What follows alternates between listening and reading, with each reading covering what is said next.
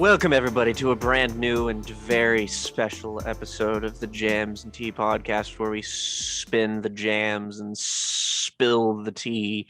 And today we are not going to be doing our usual affair, much kind of like last week, how it was a bit of an unusual week. We didn't cover any new releases, and we also are not going to be covering new releases this week. If I learn how to speak, good rhyme. We're going to be talking about two record clubs in conjunction, Tyler's and mine, this week. And then we are, of course, going to be adding on to our Radiohead retrospective with Hail to the Thief. So look out for that at its usual upload time. But right now, we are talking about Tyler's recommended record. And of course, we have a new Nebraskan joining us in August's stead.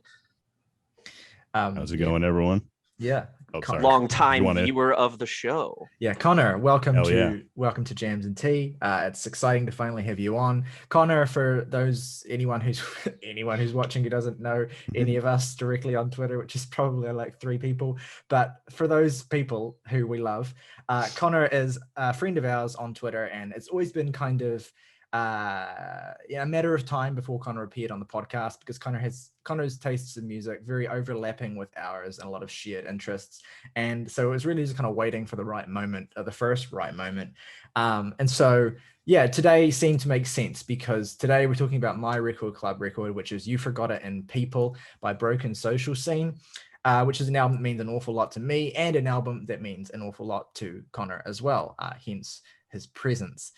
So let's I'll jump straight into it with sort of outlining briefly who Broken Social Scene are, and then Connor, I'll kind of throw over to you to talk a little bit about your relationship with this band, what it means to you, and what the record means to you, and you can kind of ease us into that conversation. Broken Social Scene is a Canadian indie rock sort of super collective. My brain hadn't decided whether to say super group or just collective, so I said super collective. And so it consists of a number of countless members, as few as 6 and as many as 19, according to Wikipedia. It is also a supergroup in the sense that a number of its members are also associated with their own bands, side projects, which have some esteem in their own stead. Bands like Metric and Do Make Say Think, and of course the famous Leslie Feist, whose solo music some of you might be familiar with as well, all members of this band, and fronted by Kevin Drew, the strange and bizarre sort of drunken or / high poet who leads us through the majority of the songs on this record and most Broken Social Scene records. So that's basically the gist of what this band is. And so Connor, I'll turn over to you at this point. What does this band sort of mean to you? What does this record mean to you, and why, basically? I first heard of Broken Social Scene probably actually like subconsciously because of course, Scott Pilgrim versus the World, because they do pretty much all the boys. Yes, Crash and the Boys. They do all that music. I didn't fucking know that. The song is called We Hate You, Please Die. Yep, that's them. Oh, I like them so much more. Yeah, and they also played on the soundtrack, and in I can't remember the exact scene, but they have the song Anthems for a 17-Year-Old Girl, which is probably their most well-known song. And that's really the song that got me into them, presumably the same with a lot of other people. But I wasn't ever aware of this album until I joined the legendary Sputnik Music. Real ones remember. Hell yeah. Oh boy, I don't miss that website. You're like your database from 1998. No, where the top rated album of every given year is a black metal album that no one has heard. Exactly. Yeah, so I heard this album for I don't even remember when, to be honest. It's got to be at least probably like 7 years ago, probably back in like 2013 or 14 or something like that. But what's really interesting is that I knew that they were a band going into it, but I wasn't really aware of like how many members there were, and just that it's kind of less of a traditional rock band and more of like a collective, or a super collective, as you said earlier. But I just didn't expect to hear like just so many different sounds and layers happening. It's such an expansive record. And the only other album I know from them is, well, actually, that's wrong, because well, the other one that I knew really well is the self-titled, which I used to say I like more, but honestly, it's like neck and neck. I don't even know which one I like more at this point. Both tens in my book. But I did listen to their debut earlier this week called Feel Good Lost, which is kind of, I knew it was more like instrumental, but it's very like kind of ambient post rock. And I liked some of the tracks on it. I didn't love it all the way through, but I just wanted to point that out because you can kind of hear how they went from this more textural band kind of post rock. And there was a lot of post rock in that, in Canada at the time, kind of like Godspeed and, like you said earlier, Do Make Say Think. So it's just interesting to hear how they go from this kind of more textural ambient stuff and then translating that to making basically pop and rock songs here. Yeah. So I think part of that transition as well can be attributed to the fact that sort of when the project formed, it was really just kind of Kevin and Brendan, and they and their friends occasionally kind of contributing to some of the textural soundscapes of the record, like Feel Good Lost. But it wasn't really until after that record that Broken Social Scene, the collective, began to really kind of form, and lots more people started joining and being kind of like part of the consistent rotation of the songwriting and of the composition. And so it's almost in a certain sense like you can see the thread between a record like Feel Good Lost and You Forgot It in People, but they're almost they almost sound like entirely different bands, and in a sense they kind of almost are. You Forgot It in People, like not to denigrate Feel Good Lost, which I agree is a decent debut, but this really feels like the kind of first full statement from this kind of musical collective, this kind of band, and in many ways as well, it's kind of, it's groundswell of hype, and the way in which it came to prominence and to be beloved in the way it is not dissimilar from what would happen just a couple of years later with Arcade Fire as well, with Funeral. It's a similar instance of this really sort of underground, scrappy, also Canadian band who are making this really sort of like hard on sleeve, but also like deeply ambitious sounding music that is very sort of like limited by their budget in terms of how it sounds and the production and all that sort of stuff, but has that spirit in it. And then making a record like You Forgot It in People or like Funeral, where all of that sort of coalesces so excitingly into just really like classic, instantly beloved songs, and a kind of holistic form of, in terms of the album, that is just like so enveloping that automatically and very quickly what happens is just this incredible amount of hype starts building. Both, incidentally, I would be remiss to say, instances of bands being blown up by Pitchfork as well. Both bands who benefited greatly from incredibly high scores for these respective albums, which might seem like a curious aside, as I say it, but actually that was a huge part of the reason why these bands became, well known, was the fact that they had this very sort of coveted and meaningful endorsement at this particular time in the early 2000s, where indie culture was, not even beginning to, but like really, really focused around the blogs, and sort of Pitchfork being the sort of, kingpin of all of that, the sort of kingmaker. And so in a sense, Broken Social Scene broke through with You Forgot It in People, in large part due to that endorsement. But of course, that endorsement reflects just how, powerfully this record captured the indie zeitgeist, captured the sound, captured the feeling of the times. And then its enduring legacy is a tribute to how universal and meaningful and timeless a lot of the feelings that are captured on this record are. It is a record that absolutely captures the absolute zenith of a particular sound in the early 2000s, but it's also rendering that timeless in a way that makes it endure as a classic album, at least as far as I'm concerned.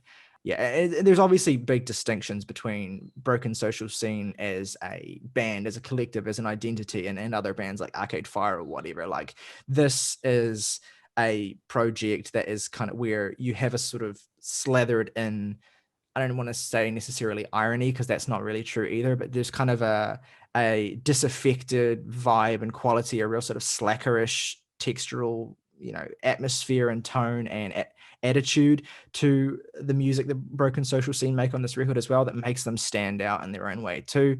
But at the same time, I say all that, and to me, when I listen to this is a deeply emotional and very sort of moving record as well. It captures in a really sort of potent and powerful way exactly how it feels to be a certain kind of teenager at age 17, at age 18, on the sort of cusp of becoming an adult, and also sort of being an adult and reflecting back on that time as well. It's very, very, it's an album that's come to mean an awful lot to me for the way that it gets at this very specific nostalgic feeling. And so I heard this album for the first time, probably a similar time to you, Connor, when I was, when I was a teenager in 2013 or 2014 or whatever. And I liked it quite a bit. But it's not really, it's been more as I've gotten older where I've started to kind of understand it more, I think. And it started to really sort of connect to me in a way that I couldn't have predicted really when I first heard it. Yeah, absolutely. It's definitely an album that like you said earlier, about kind of the way it sounds, how it kind of has the slacker tone to it, not necessarily in the way that a band like Pavement does, but it does have, I don't want to, I can't think of another word, but like lo-fi-ish. It's not lo-fi, obviously, but it's not like the most clean production or clean sound all the way through. And there's even parts like in the song, well, to go into like specific tracks, Looks Just Like the Sun, where you can hear, I think it's, I wrote it down in my notes, Andrew Whitman sings lead on that one. And you can hear him giving directions to like the background singers. Like he'll be like, okay, come in on 4 and stuff like that. And it's like little things like that they just kind of leave in there. I think is also part of the appeal of this record. It's a really cool balance of just like really great arranging and like a great sense of space, while at the same time kind of maintaining that I guess raw recordings and raw sounds of all the instruments happening. So like the spontaneity of it all, like the sense of like the camaraderie, the sense of like you get the real feeling when you're listening to this of like people in a room making music together, and that's a huge part, I think, the emotional effect of the record, and it's a huge part of why it really works, I think, anyway. But I'm curious to hear, I don't really know at all how Jake, Morgan, or Saoirse feel about this record. I'd love to hear from any of you if you want to sort of chime in on what your sort of response to this album was, and how you feel it sounds, what it does. Sort of any sort of thoughts that you have on this record at this point. It's great when you don't have to make a show where you talk about it in detail, but the frustrating thing about this album is that it's so immediately euphoric in ways that I can't really articulate. Because the very first song is a really nice sort of instrumental intro, and then Casey Accidental comes in and we're like, my God, they invented the drums. Yeah, they sound huge. Cool. I'm just like immediately just like I don't know what I feel right now, but it feels like that's a lot. I feel a lot. Yeah. It's a beautiful crash bang, break the door down piece of music, and obviously it's the effect of it is set up beautifully by that sort of ambient intro that precedes it. And it's just like, it's a perfect example of the kind of overwhelming sort of emotion of this album that's captured both through sort of lyrical sentiment, sure, but just the way in which you can feel these kind of young people just throwing everything into sort of every sound that they make. Yeah, it's something that feels so specifically of a time and made by people of a certain age living in that certain time, that it somehow becomes completely timeless in that very specific sense. Mhm. It sort of makes me think of like things become more broad and relatable in writing the more specific you are able to be.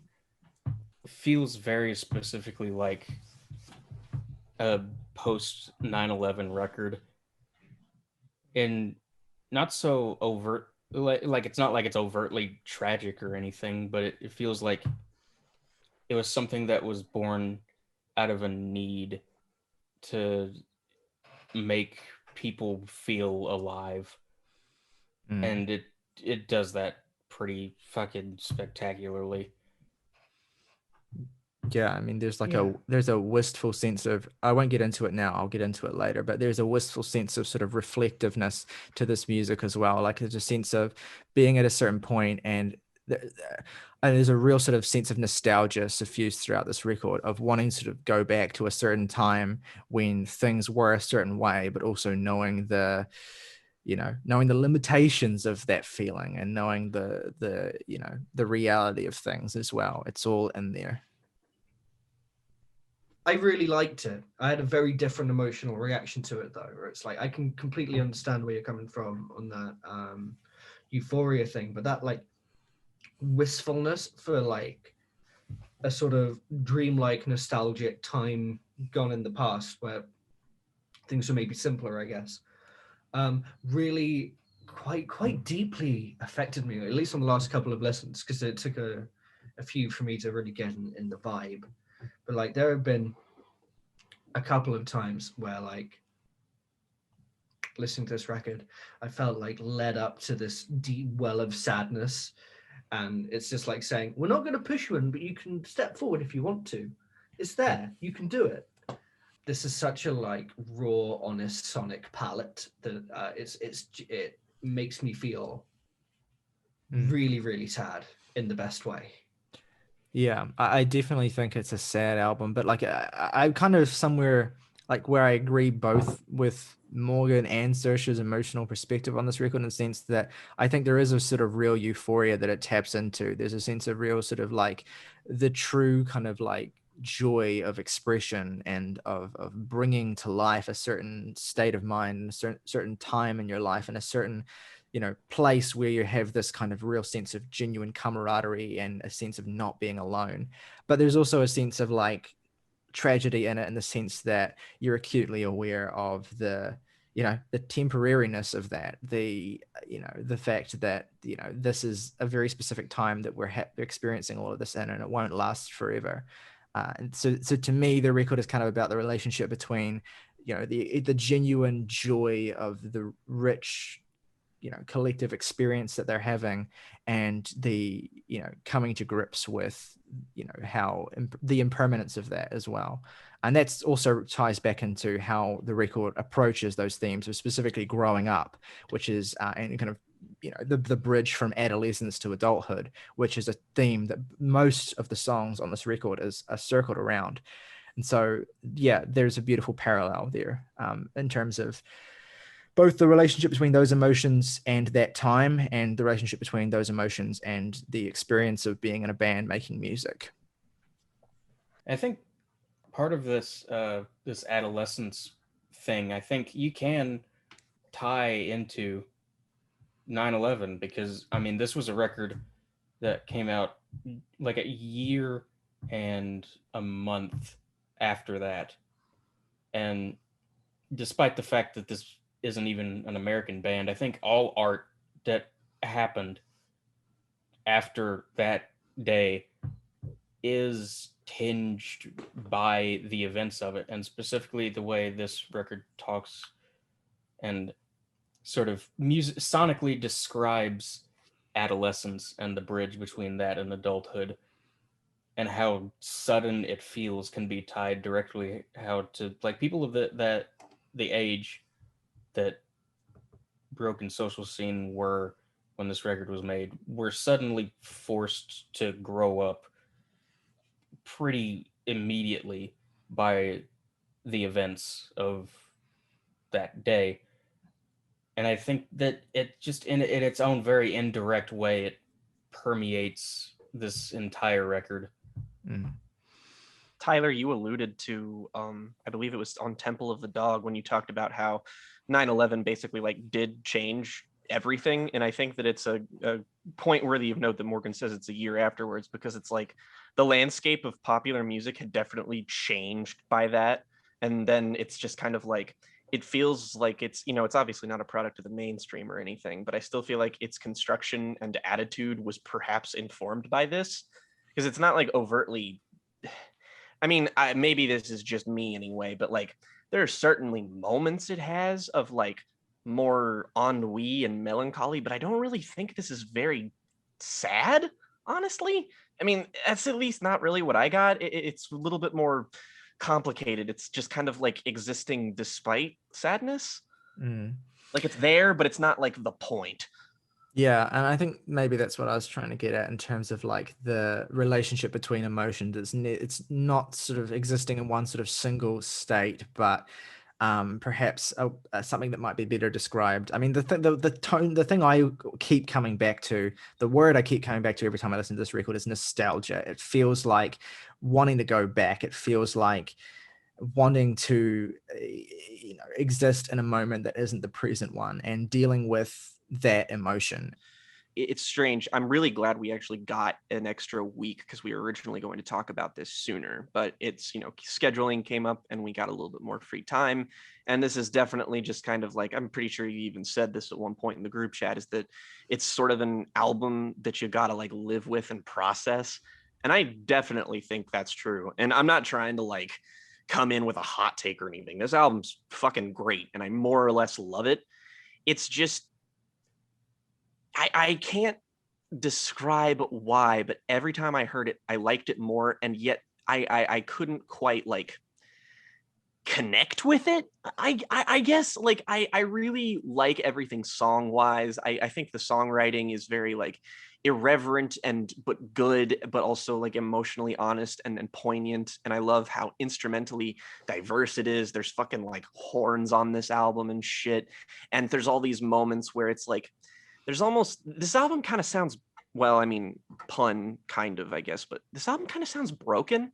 They're just kind of points in certain songs where the instrumentation just kind of like fizzles and blips and just sort of like swallows itself and then becomes something different in like the blink of an eye.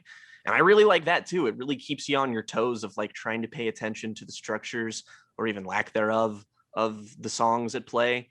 And I really, really like it. And yet I am entirely unable to voice why it's not something that I'm like fully over the moon for. It's just missing that X factor for me where I really just like, man, I feel this shit.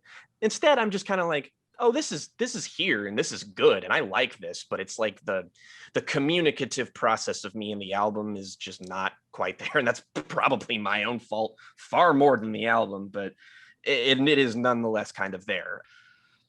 I think part of what might explain this, at least from my perspective, is like the record that I kept coming back to over and over while listening to this is big podcast favorite Gang of Youths Go Farther in Life. Hell yeah. That is a good comp. Of course.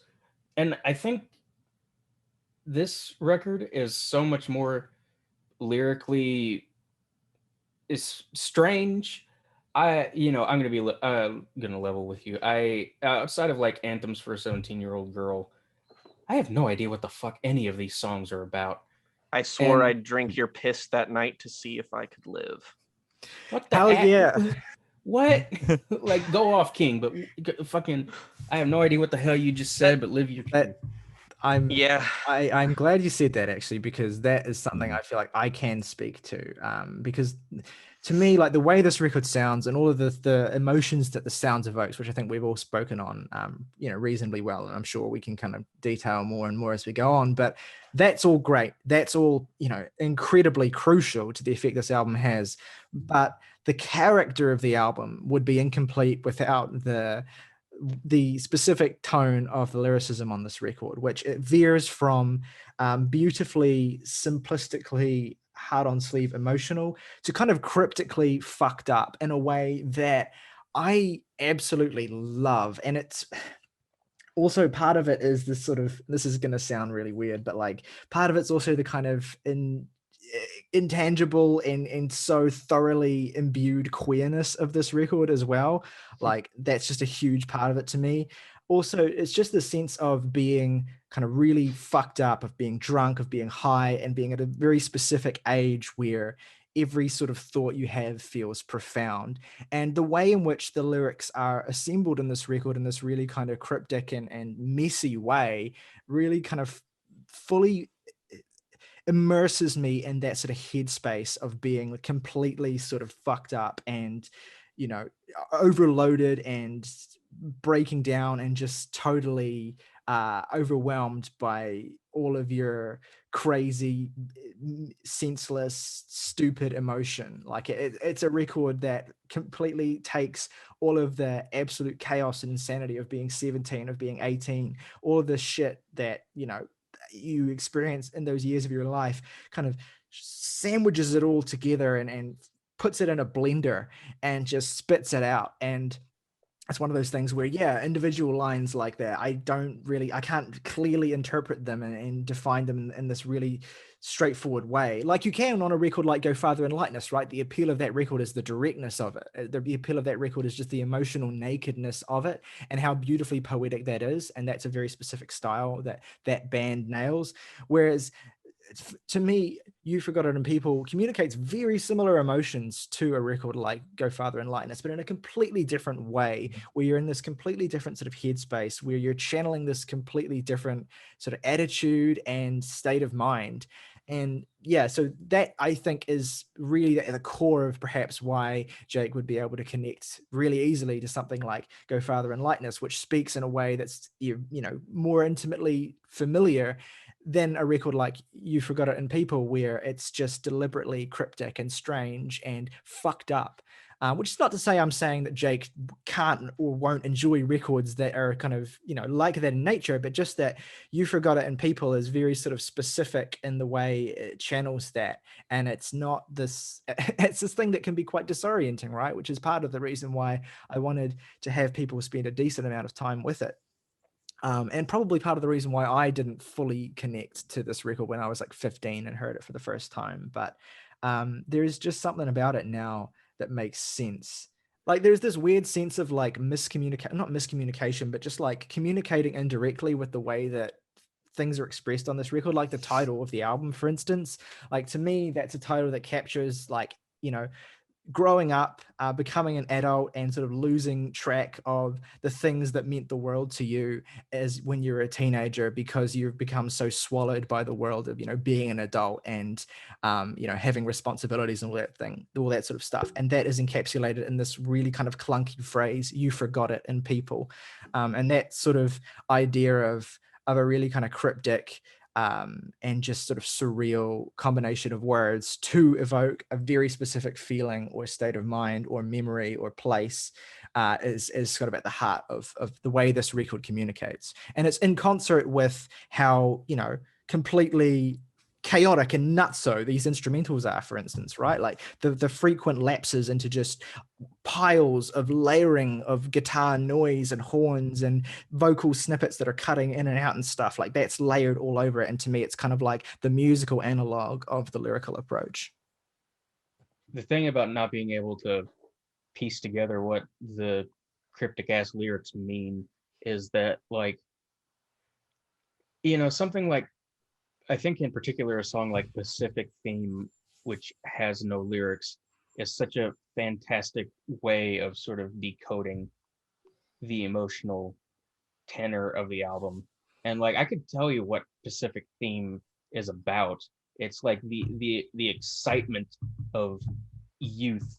You know, I can tell you what it means to me anyway. Excitement of youth finally breaking into that stage where you have freedom in your life, and how exciting and how it feels like everything's happening at once, and you just, you're just along for the ride for a while until things slow down, which is why that going into Anthems for a 17-year-old girl is so perfect in terms of structure of the album. But you know, I can tell you what all of these songs are about to me without the lyrical crypticism, and that's why it's never really a hurdle that I don't entirely understand what this album is about. Yeah, I totally agree. And I also think maybe I've overstated the criticism a little bit, because to No, me, totally. I think what I said before is that it's a mixture of that criticism and this kind of genuine emotional nakedness that seeps through. And what makes those moments so powerful is what they're surrounded by. But when those moments come through, they're just absolutely heart-stopping. And to me, the biggest encapsulation of this, a song I hope we can all agree on, my favorite Broken Social Scene song, and one of the most emotional songs I think I've ever heard, is the sort of climactic part of this record, Lover's Spit. Oh, fuck yeah. Absolutely. Which is this just absolute, like just devastating, but beautiful, wistful, nostalgic, but also kind of content song about, again, about that moment where you are, having to leave your childhood behind, having to leave your adolescence behind, having to sort of step into this new stage of life that is entirely foreign. And just sort of having, I guess, a disaffected spirit about that, so as not to have to confront the scariness of it.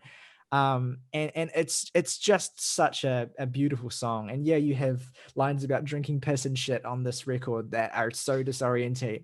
But you important distinction, they're about drinking piss, not drinking piss and shit. Yes, very true.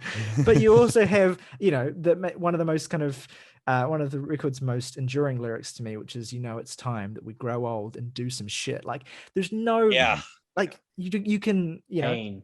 That's it. That's it right there. That's it. That's the whole album in that line, really. It's the way he sings it too. That's a big part of it. Yeah, absolutely. That sort of sense of just kind of, it almost just sort of falls out of his mouth, and it's not this grand, beautiful sentiment. It's just this kind of unguarded, undressed, I guess, reality.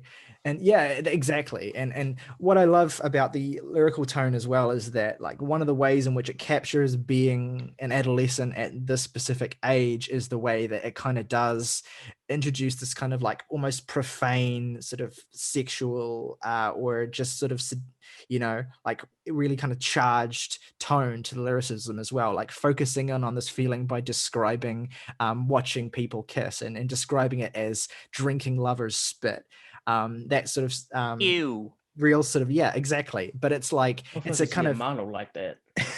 it's a kind of like how we got the Delta strain. It's just that the way describing it all in that way, the way that Kevin does often on this record, is just like a really it gets me in that headspace and into that scene and into that place much more vividly than if the scene were to be set in a more sort of like straightforward conventional way. It's just it really, there's something about the way in which language is used in this really sort of deliberately ugly way that really puts me into the place where these songs are set. Anyway, Connor, we haven't heard from you in a while. I'd love to hear more from you about what the things that you love about this record. There's quite a few things I love about this record, as One or two. you all know already. Yeah, just a couple. Gonna buzz by them real quick, but no. To go back to like a song like Lover's Spit, like I was gonna say, like I think it's the longest song on the album, and it's at over 6 minutes.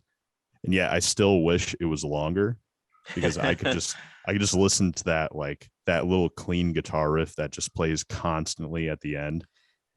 Yeah, Man, that just hits. It's just, Mhm. it gets me a bit sweaty. Just think The horns just, and the horns in the middle. I'm just like, oh man, Mm. the tambourine too. Whenever the I horns on could this album come in, it's like, oh, that's it. That's the good shit. Ugh. Yeah, and the other thing about like the horns specifically is that like there's so many different moments across almost every song where they come in, and it's different like horn instruments too. For example, Almost Crimes, which is easily one of my favorite songs, Definitely. and also the very somber like trombone solo on the song in which I probably should not say the name of. I know what you mean. Yeah. Yeah. Everyone else can do it for you. Yeah. I'll call it the penultimate track. Yeah. There Absolutely. you go. But yeah, it's just, again, I feel like I could talk about, like, to kind of go back to what Morgan said, is that, like, yes, a lot of the lyrics are kind of weird and cryptic and uncomfortable. Like there's a line on Lover Spit about, I can't remember the exact line, but the one where he says like given head or something like that. And it just like Swallowing words while giving head. Yeah. yeah, it's just Damn. like, oh, okay. But it's such a lovely turn of like juvenile and weirdly profound phrase. Yeah. Play Exactly. fucking Yeah. Roadhead by Japanese Breakfast. Yeah. Totally. Good shit. yeah, but again, like the lyrics, you know, they have that and are kind of cryptic, not really, it's kind of hard to understand what exactly they're talking about, but again, just the sound of everything, like that's the main going. thing. Yes, that's like the main thing for me about this album. You have that bass like rock instrumentation, but just throughout the entire record you have so many more instruments that are doing just even just like little subtle things that are mixed purposely like into the background. Yeah. Like this is one of those albums where every time I hear it, like there are some albums where you notice, you know, a little thing that you didn't notice before. This album, I notice 100 little things every time I listen to it. There's just so many different, you know, layers of instrumentation that just adds so much. And I'll add to that as well, that it's not even just about like the different types of instrumentation that are in the song, but it's like the ways in which they are mixed and layered and played and used. Like, for instance, just the relative sharpness of that kind of bass line and Stars and Suns and the drum beats, and then just like I think Brendan's on the vocal in that song, and he's kind of like he's delivering it in this way, it's kind of like ASMR-esque, like he's whispering it right into the mic, and it's this very sort of like overly intimate vocal delivery that's so strange at first, but it really adds again a certain quality to the song that is you know, it's so different to if it had been sung traditionally. Yeah, absolutely. And you know, like I wrote in my notes actually that some of the like fuzzy guitar that comes in later, like that plays that same part, like they're really emphasizing that bass line. And it kind of reminds me of the album Fever to Tell by Yeah Yeah Yeahs. It has that kind of tone to it. I always thought about that. And then when also like the clapping comes in, just constantly beating you in the face with I love clapping right in your face. I love the way that the song never loses that central kind of melodic motif, that groove, but it gets so chaotic towards the back half of the song. Like the lyrics kind of fall away, and in the last 2 minutes of the song is just this swirling kind of massive wall of all these different noises that are happening, but you're always having that steady sort of like rhythm that's happening there that's kind of tethering it all together. It's great. It's like, it's so just all over the place in a way that feels like so this record. Yeah, it's for sure one of my favorite songs on here, and really ever. Although I could say that about a lot of songs. For example, Casey Accidental, which I said to myself yesterday, because I did the special Jams and Tea thing of downloading the FLACs and listening to those. Good boy. And I was listening, and I put on Casey Accidental. I was like, this is the greatest piece of music I've ever heard, maybe. Yeah. It certainly feels that way when you got your both headphones over your ear and you just fucking Yeah, it sounds like a group of kids trying to make the most music possible in 3 minutes. it's like every song playing at the same time. Like Yes. like when that kind of it has that repetitive thing that comes in and then there's like it stops and then it will come in again, but every time it stops it's like they add more drum fills and shit, and it just gets more and more sort of like chaotic even in that brief period between the main part kind of bursting through again and again. It just gets busier and busier. It's so fucking, it's just what a way to throw you into the record. Yeah, and Brockhampton's weight. Well, yeah, I mean, I had in my notes as well that Broken Social Scene is kind of like the indie rock Brockhampton in a certain sense, because you have all of these different. There's a lot of them, and they're all gay. Yeah, that is very, very pointedly true. I mean, I don't know, they're probably not all gay, but like it's a very gay band, regardless, in my mind. Ain't no way Matt Champion's gay. That's Exactly. Man. But it's like it's these collective of like really disparate personalities. Like in Brockhampton, they're disparate in terms of the way that they vocally perform, but like in this band, they're disparate in terms of the way that what they bring to the structure and the fabric of the songs. They have these varied talents that come together to make this kind of colossal whole that should, by all accounts, fall apart, but doesn't. It holds together because they're all completely in step with each other. So yeah, I'm glad Brockhampton came up even as a joke, because I had that written down.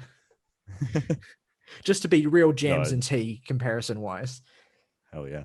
This album reminds me of Tom Waits. This album reminds me of the Mountain Goats. This album reminds me of the Dillinger Escape Plan. The Mars Volta. It's got Let's go through my Rolodex of Jams and Tea bands. You Forgotten People is my favorite Autechre record. Wow. Well done for beating me to it. But like, yeah, the other comp that I wanted to make as well, and I think this is not a shoe-in comp, this is a comp that makes sense. I've always seen Broken Social Scene as kind of like the messy, gay, just incredibly melodramatic version of Yola Tango. Because I see a lot I see a lot of commonalities between this record and I Can Hear the Heart Beating as one. Oh, that's such a good comp. Maybe. Because I actually listen to that. If you like this, you'll like that one. So good. And yeah, so and it's like, yeah, they both have the sense of like they're cycling through these very disparate and different musical ideas that shouldn't come together but really, really do. And also the fact that this is just an aside, but there is Looks Just Like the Sun reminds me a lot of the song Center of Gravity off of I Can Hear the Heart, which is just a musical similarity that came to mind last time I was listening to it. But yeah, anyway, they have the same sort of energy, except Broken Social Scene, where, you know, Yola Tango is kind of the more sort of mature, I hate using that word, but like, it's just the sort of older and more sort of sedate version of this, where, you know, the emotional expressions and through the guitar are kind of still kind of wild and chaotic and crazy. Actually, maybe it's even more similar to a record like Electra Pura, which is the most kind of messy Yola Tango record. I'm literally just posting out loud now. But yeah, that's the sort of thing. Whereas Broken Social Scene is this more youthful, scrappy, just very queer version of that. And so, I mean, there's no surprise that I connect to it the way that I do. And it's no surprise that both of those records are like top 20 all time for me. And it's no surprise that this is the one I've come to prefer, even if narrowly. Yeah, it's just, it's a specific style of album construction that I am an absolute sucker for when it's done well. One thing I wanted to say about Casey Accidental real quick is the way towards the end, when they, instead of kind of doing the fast drumming and then just letting loose on all the noise and then coming back in, they instead like do those massive like triplets that just like every time that part comes on, I just bang my head so hard. I just go wild. And the way also that it's really only a single verse, but the way that it transitions into that verse that Kevin Drew sings is just such a beautiful transition. Yeah, there's a great line in that song. In fact, I guess it's the first lyric of the whole record. All your kind, they're coming clean. They shut their eyes. They miss their scenes. It's good. And like, yeah, that's kind of cryptic a little bit, but I think at the heart of it, it's the sentiment about, again, being nostalgic, longing, wanting to, missing your scene, like being nostalgic for this messy, self-absorbed, melodramatic intensity that you experienced when you were 18. And it kind of, this lyric sort of opening the album kind of frames the whole record as this kind of looking back, this attempt to capture a particular feeling that's associated with a particular time. But there's also like, it's a double-sided coin as well, because then you have a song like Cause Equals Time a bit later on the record, which is also really well positioned after Anthems for a 17-year-old Girl, which is it's another classic song, another one of the most beloved songs on this record, I think. It has a great sort of noi krautrock-esque motoric beat that I love, but the lyrics I wanted to touch on briefly perfectly get at the alienation of being a disaffected adult looking for meaning. So you have a lot of these songs that are just about looking back and trying to kind of hang on to an earlier time where you felt a certain way that was more free. And so a lot of songs are about that. Casey Accidental is about that. Stars and Sun is about that. Anthems for a 17-year-old Girl is absolutely about that. And then Cause Equals Time comes in, and it's kind of this song where it's a little more complicated than that, because it's, like I said, it's about the alienation of being a disaffected adult looking for meaning. How in many ways, when you're older and supposedly mature, you're no less suggestible or vulnerable than you were at 17. And if anything, you're maybe more suggestible and in more dangerous ways because of the void that comes with not being able to find closure from the loss of your childhood or your adolescence or an earlier time, not being able to actually move on. That's how I read this song anyway. It makes it clear that this is not a record about mindlessly pining to stay in a particular time. It's about feeling that way, but it's more broad than that. It's about growing up. It's about what growing up does to you as a person, and how, the years passing affects your relationship with, who you thought you were. And that is a really I mean, I'm getting real into it now, but that particular feeling is something that I've been experiencing a lot lately, just personally. I've been thinking a lot about that, and having a wee bit of an identity crisis. And so I guess in that way, it's probably not surprising that a record like this has connected to me really viscerally recently. I'm just a sucker for music that gets at that sort of idea, or it gets at that sort of feeling anyway. I like that you specifically said like Anthems for a 17-year-old Girl is very much about that, because I think that's even, because not only is it kind of, I don't remember if it's the exact middle track, but it's kind of towards the middle. It's like the centerpiece for the album.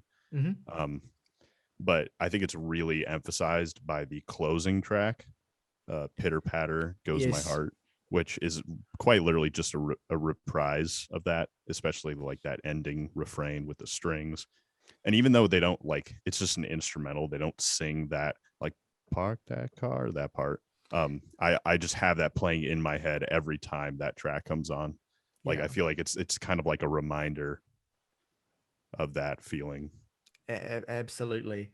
I mean, we haven't even really talked beyond passing mention about Anthems, which is, as Connor said at the head of this, the most beloved and well-known song on this record, to the point where that repeated lyric of park that car, drop that phone, sleep on the floor, dream about me is basically become a meme in the indie rock world. Like, it's just one of those lyrics that has sort of ubiquitous to people who know this album, or to people for whom this album means something.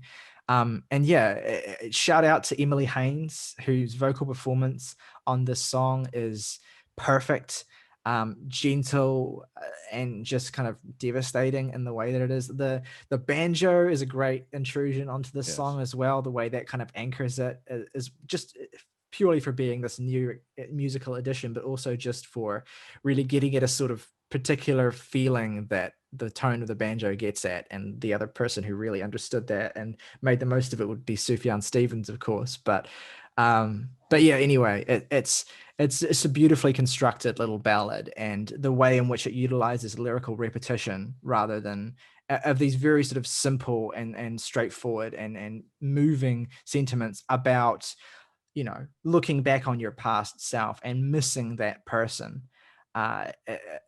yeah, it's just gut wrenching. Mm-hmm.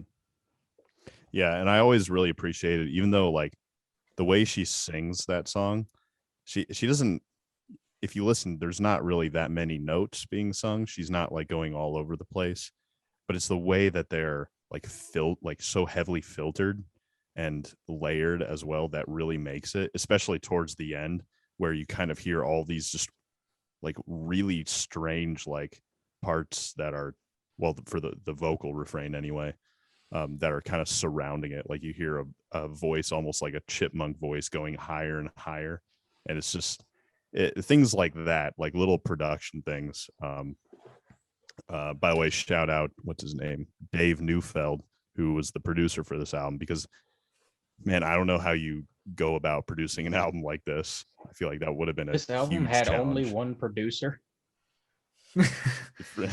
Yeah, From my understanding, how? yes. I'd love to know like the relation of live recording and overdubs on this record as well, because at points it's Yeah. kind of impossible to tell. But yeah, there's this feeling this record has, and I guess this is kind of the last sort of tangent I want to go on personally about it, where what I love about this album is as it progresses. I mean, I've talked all about this nostalgia that it has and this kind of wanting to go back to this particular time when you were 17, 18. And there was this very sort of emotionally tender, but also like deeply special time where at the time it felt like, you were just going through life, but now you look back and every single day was its own thing that you miss. It had its own thing that you miss, for me anyway. But like what I love about this album is that as it progresses, it feels more and more like you're diving deeper into a memory. And specifically, the memory that it evokes is of being at a party.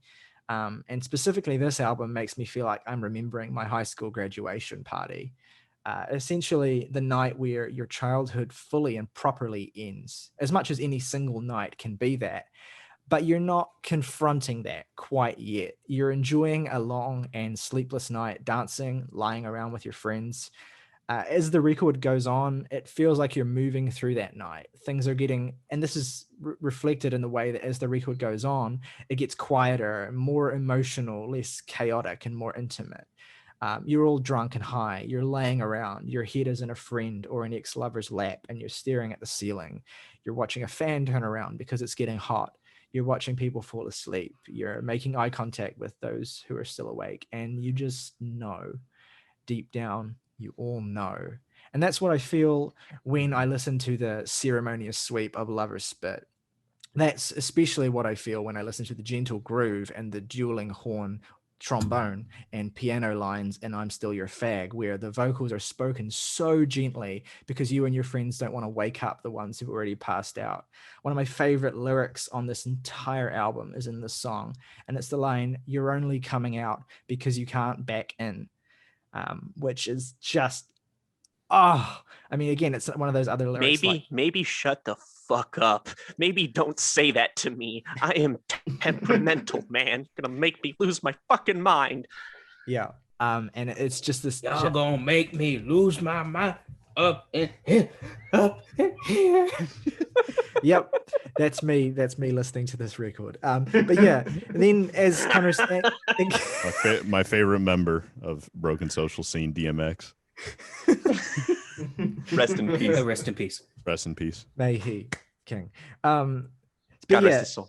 then as Connor's already alluded to with that closing track, which I think is so important, Pitter Patter Goes My Heart. It's obviously, as you've said, it's a throwback to the string line from Anthems, and this time it's singled out. It's louder than before, and it's like, I mean, look, I'm gonna get all fucking, Tyler describes music in a very fucking specific way here, but it's like every moment of being 17, every moment of being 18, every moment of straddling that line between your childhood and your adulthood is just flooding through your mind. It's like you're dying and it's all happening at once. I mean, if you read it in the context of the album and take into account the deliberate and quite stark references to suicide and I'm Still Your Fag, it's possible to read this epilogue as an actual vision of passing away. But to me, it's no different to, this track is no different to a nostalgic rush when every little memory, every half-remembered kiss, every stupid comment, every blacked out night, every failed band, every coughed cigarette, every awful breakup, every faded friendship is all existing in a suspended moment in time. And that's the moment that you lie in bed and just before you fall asleep. And that's what this fucking record feels like. Yeah, absolutely. 100%. What you said earlier about kind of how, and I didn't even really realize it until you just said it, is how like quiet the album kind of gets towards the end. Like it's not really, like the first half is kind of filled with a lot of what are at their core kind of indie rock bangers, if you will. But the moment it hits anthems, I think is kind of where it takes that turn a bit. But the track right before that is Pacific Theme, and that track, the way it progresses to me, like I mean this in a complimentary way, obviously, but it always, the way it starts out kind of reminds me of like elevator music, but kind of the like, it's kind of like sort of anticipation, like you're waiting for something or you're going somewhere and you have maybe anxiety building up or something. But then once you get a glimpse of that, wherever you're going to, that's like when the full band comes in. And then especially when those trumpets at the end come in, it's just like the most euphoric thing you've ever felt in your life. And you know that you're just never going to forget about this. That's kind of what that track specifically means to me. I think it's beautifully put. I would even say the same sort of thing about the progression of the sort of two-part instrumental suite of late 90s bedroom rock and Shampoo Suicide, which is also, I haven't even mentioned, but is one of my favorite parts on the whole record, just because of the way that it builds across those two tracks. It's and to the point where at the end of Shampoo Suicide, it's these kind of booming, almost blown out, sort of notes that are hitting. It's very post-rock, like you can hear the post-rock roots of this band and these kind of instrumental moments. And it's, again, a perfect example of how they're able to make that powerful connection happen without, necessarily even needing to sing about anything. But also like the way Shampoo Suicide builds with those kinds of like piano lines and just absolutely inaudible swirling cut up vocals are, there's something about that, man, that just fucking, it hurts. Yeah, for sure. Those are two tracks that I always kind of underrated, I feel like. But listening to them, especially last night, it was just, it makes a lot of sense. It kind of does remind me a little bit of Pacific Theme because it starts out similar. I always really appreciated how the guitars at the beginning of late 90s kind of are almost black metal inspired. It's weird to say that, but it's like really heavily distorted, just tremolo picking really fast, and then it just comes in with the little like electronic percussion, and I'm just like, oh, I didn't quite expect that, but I'm here for it. And yeah, again, Shampoo Suicide is just a perfect like continuation of that, and just all of the layers of reverb vocals, and even one part where they like just glitch out the background vocal just randomly.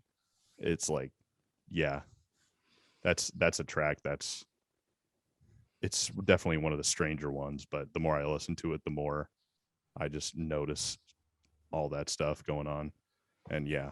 Oh, and Almost Crimes, I just wanted to say that Feist's vocal performance on that song is probably my favorite on the entire album. Maybe not a hot take, but she just absolutely steals the show, especially with that I don't remember the exact line, but the part towards the end where she sings like that, it's the only way part. Yeah, I know what you mean. That just like, that just gets me feeling so many things, man.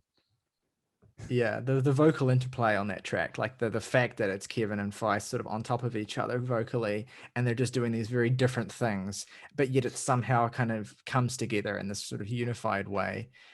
It's an Even though they absolute. both sound like they're fucking losing their minds. That's it, right? That's it. It's Yeah. totally fucking off the fucking chain, and that is why it works. That like just overall like just going absolute wild reminds me of a classic Conocore band, Los Campesinos. Yeah, I was debating whether to bring them up. I was like, I think they're going to be brought up. It's the at Rolodex. least. That's in the Rolodex, yeah. Yeah, hang on. Is that somewhere? Yeah, there it is. Right underneath Opeth, right above fucking Menzingers. Oh, but I wouldn't be surprised if they were influenced by this record, because there are specific moments where I definitely hear like that guitar lead in the Cause Equals Time. I'm like, that's so LC right there. I absolutely think they were 100% influenced by this record, at least in some way. And I mean, that comes back to sort of how I started this thing about like how this record became one of those sort of early 2000s indie totems that just completely, not necessarily shifted the sound in and of themselves, but represented like the shift in the zeitgeist and what indie bands sounded like and what indie culture looked like. And that's why it's so enduring, and it's, you know, every bit as influential as, you know, any particular indie staple of any particular era. I think it's just one of those totemic records. Favorite tracks and ratings for You Forgot It in People by the Broken Social Scenes. The Broken Social Scene. Broken and the Social Scenes present Favorite band. Ration Boys. Sequel to Broken Social Scene, The Broken Social Scene, directed by James Gunn. Okay. Jake, why don't you lead us off with your 3 favorite tracks, least favorite if you have one, and rating? 3 favorite tracks. I'm gonna definitely say Lover Spit, my favorite song on the record. Not going to diverge from that. I would like to posit that Lover Spit is this album's How to Disappear Completely, where it is an album full of S-tier songs, but there is always that one song, just like no matter literally who you are, that's in your top 3. I was just going to say one thing I forgot to mention just with regard to that song, and I'm surprised it didn't come up. I'm actually kind of glad it didn't come up because it feels like the first thing people talk about when they mention that song. And the reason I bring it up is it's because one of the reasons I think I became aware of this album in the first place is that Lover's Spit, the song, gets a very famous name drop directly in Lord's song Ribs. There's a lyric in Lord's song Ribs off of Pure Hero where she talks about Lover's Spit left on repeat, and that is a direct reference to this song. You can totally which just see goes the, to yeah, and those are 2 songs that are basically about the same sort of scene that's being set in those songs, and the same sort of feeling as well of like a late night party where you're sort of like incredibly emotional and you're surrounded by friends and you don't want to grow up. And no wonder she name dropped Lover's Spit, because these are 2 songs that are basically kindred spirits. And I just wanted to mention that because it would feel weird to not mention it, but I'm glad it didn't dominate our conversation about it. Anyway. Lover's Spit, favorite song on here. I'll say Cause Equals Time, and I don't really know if this particular song was touched on in huge detail, but I'm really fond of late 90s bedroom rock. That song as well. Least favorite, I mean, if I gotta pick one, I'll say Looks Just Like the Sun. It's just kind of the song that I have the least attachment to, I guess. There's nothing really wrong with it. It's just like, yeah, it's good. And I give the album a 7.5. Nice. My 3 favorite tracks are Almost Crimes, Pacific Theme, and KC Accidental. Least favorite. I reject your hypothesis. It's hard 9.5. Probably be a 10 by next week. Killer, let's fucking go. 9.5. Fuck yeah, baby. Okay, Saoirse. Yeah. So my favorite tracks are, let's say, Almost Crimes, Radio Kills mix thing, Anthems for a 17-year-old girl, Fuck it, let's say. Actually, I'm gonna go against Jake's hypothesis and say Shampoo Suicide. It's not anyone's problem. 7.5 out of 10. Wow. My 3 favorite tracks on the record are okay, Lover's Spit, absolutely. I'm gonna be real cheeky and say late 90s bedroom rock and Shampoo Suicide as one song, and I'm gonna throw in as my third pick Stars and Suns. Actually, I really love that song. Don't have a least favorite. I mean, I guess Capture the Flag if I had to pick one, but I like the way that like I said, sets up the bang crash of Casey Accidental. Yeah, it's just it's a 10 out of 5. Damn. Oh yeah. And so Connor, that leaves me. So just 3. Okay. I think my favorite is probably Casey Accidental. Second, I swear every listen that I had of this week, it changed the top 3. I was like, I don't know what I'm gonna say, but I think I would go with. I'm gonna go with Almost Crimes, and then I think my third pick is going to be Stars and Suns. Maybe that could be like a 3-way tie though. Least favorite, nope. It's an 11 out of 10. fuck yeah. An 8.9 average. Just the list of classic albums we're given that rating to. That's the same long. rating that we've given, I believe, correct me if I'm wrong, Connor, but I'm pretty sure it's your favorite album, Jimmy Eat World's Clarity. Yeah. Is that Oh, still your for real? favorite? That's the same Yeah, average as we gave that record. That's my favorite album ever. So As well as Hell yeah. 4 of Arrows, the new Brockhampton record, D-Last and the Crematorium, Exile and Guyville. All good company. And yeah, August didn't give favorite tracks or a rating, but he did say he liked the record, so I have no reason to believe that his rating would bring it down at all. So 5.5. it's a good record. Yeah. I liked the album. I can't do it as well as Morgan. Shut up. I like the way that this album is mixed. I think the way that all of the instruments You got to do the physical swirl stuff too, like that. swirl together as a cat anus. So yeah, let us know if you're still, if by some fucking miracle you're still watching. Let us know what you think of this album, if it means anything to you, what your favorite tracks on this record are, what your favorite Broken Social Scene record is if it's not this one.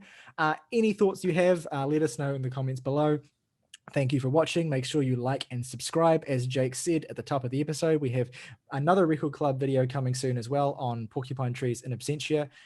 We have another Radiohead retrospective on Hail to the Thief coming soon as well, plus other videos that are coming out this week too. So make sure you check out all the latest stuff that's happening. Yeah. Rock over London, rock on Chicago, Chick-fil-A. I'm still your fag.